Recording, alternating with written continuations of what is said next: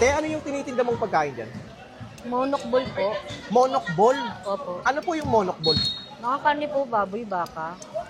Halo-halo siya. Minsan no. Pero depende ho yun sa dating ng karne. Minsan puro baboy, minsan puro baka. Tapos, durug-durug na siya. Tapos, titimplahan nyo na lang. Opo. Ayun, no, tinitimpla ni ate yung monok balls kung tawagin. Magkano po yung presyo niya? 4-5 po. 4, 5 piso. 5 piso po. 5 piso, 4. Yun, okay. Kaya saan kayo nag-iikot dito or saan kayo dumadaan na, saan kayo pumipwesto ng tinda nyo? Mas matagal po ako dito sa court. Sa court ng Coral Street, no? Opo, Tama, Coral yun. Street. Dito siya sa may, Sa tapat court. mismo ng court sa may Coral Street. Ito yung court. Yan, yan. Tuwing ano oras kayo nakatambay dito? Nag-start po ako kadalasan mga 6 ng PM. Gabi, hanggang Hanggang 9:30. 9 hanggang 9:30. Yun, dire-diretso yun. Tapos, after nyo mag-ikot dito, saan naman po kayo dadaan? Nilalakad ko na po yung papuntang Pabia. Pabia naman. Opo. Doon minsan kayo nagpepwesto. Opo, yun na po yung huling tambay ko po doon. Pag medyo ano na, Opo. mahupa na yung tao dito. Opo.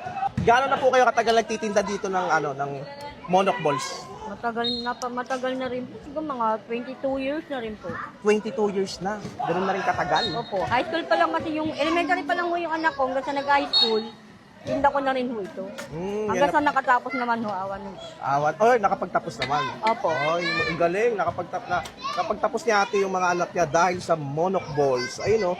Ganyan yung tsura niya, bilog na toasted, na halo-halo yung laman niya, no? May chicken, may baka, may baboy na durug-durug. Ayan, oh, monok balls kung tawagin dito sa Tondo. Kadalasan po karnito yung baboy, baka. Wala na ho yung mga manok-manok. Wala na yung mga manok, kadalasan baboy yung baka Opo, na. po, baboy-baboy na po ang laman niyo. 5 piso, 4 na piraso. Try mo natin. Ay, mainit, bagong luto, tostado. Anong sausawan to, te? Ano po yan, toyo. Toyo na Asukal. matamis. Opo, matamis. Matamis, ayun, oh, sobrang lapot niya. Ayun, lagyan natin. Ayun, oh, ang lapot, grabe. Kita mo yung tsura niya, eh. Tostado siya na may harina. Pana natin tong monok balls niya ate. 5 piso, 4 lang.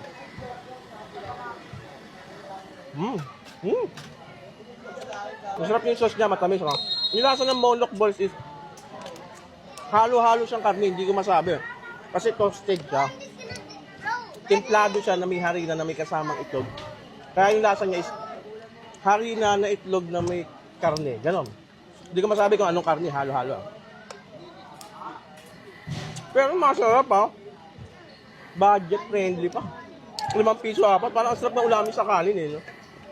Budget may kung Malasa kasi siya. Ayun, oh.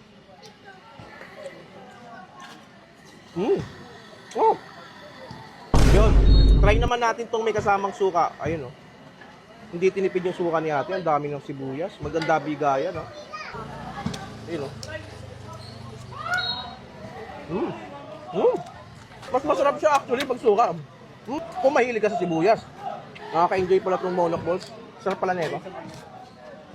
Ito ang po. Kung naghahanap kayo ng ganitong food trip, nandito lang si ate sa may Coral Street. Lagay ko na lang yung address niya dito sa baba ko. Tapos tapat lang siya ng court. Then tapat din lang bilihan ng mga halo-halo. Yun, malapit doon. Sarap.